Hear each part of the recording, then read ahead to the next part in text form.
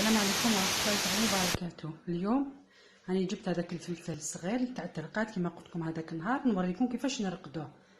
ها سقمتوه كامل، ها ستفتوه، جا فيه شويه هذاك الاحمر حطيتوه بجهه وحده، نحطوه في سنيوه هكذا صغيره، جيب سنيوه صغيره نحطوه كامل، نستفوه هكذا، نخرجو نحطوه في السمش يبس لي. هذا ما نرقدوش حمار على خاطر ما ياخذش. كي تحبي طيبي به شطيحه بطاطا، تحبي طيبي من فات تخرجيه للسمش جمعه 10 ايام ينشف لك، ماشي ينشف يولي حمر كيف الدريس. تحبي طيبي به هكذا شطيحه بطاطا، ديري به هكذا كشطيحه هكذا حمراء تصايبيه. نعاودو نوليو الفل تاعنا تاع الترقاد.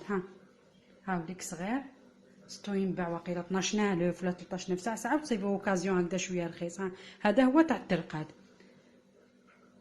دوك نجيب بيدون نسخن نغليلو الماء ونوريكم كيفاش نرقدوه. انا عندي هاني درت هذاك الفلفل في البيدون، هاو الماء اللي غليتو اللي قلت عليه من قبل. هاي ليك قولي 1 كيلو فلفل هذا الصغير اللي جاني، قولي 1 2 لتر تاع الماء. ها نفرغ دوقات الماء اون فوا مغلي وبرد لي، برد ولا سخون كيف. هاني فرغتو كامل. نجيب الخل، هكذا فواره تاع خل هكذا ديرو. راني درت من هذاك الخل تاع التفاح اللي درتو انا، زدت شويه مع الخل تاعي تاع الشريه نورمال والملح باش تشوفي ابيبخي بيدك الا ما عرفتوش ولا. نوريك بيدي. حفنه هذا ما نقولوا. طاميها تاني لداخل هذا ما كان. تحركيه كامل اللي حبيتي باش يدخل لك مليح، تحرك تاعو باش يتحرك مليح. من غير خلطيه كامل هكا.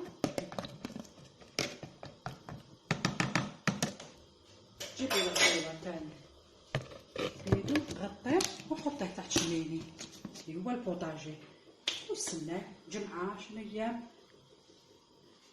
يترقد كامل، وان شاء الله نتلاقاو في وصفه اخرى ان شاء الله. يا سلام عليكم.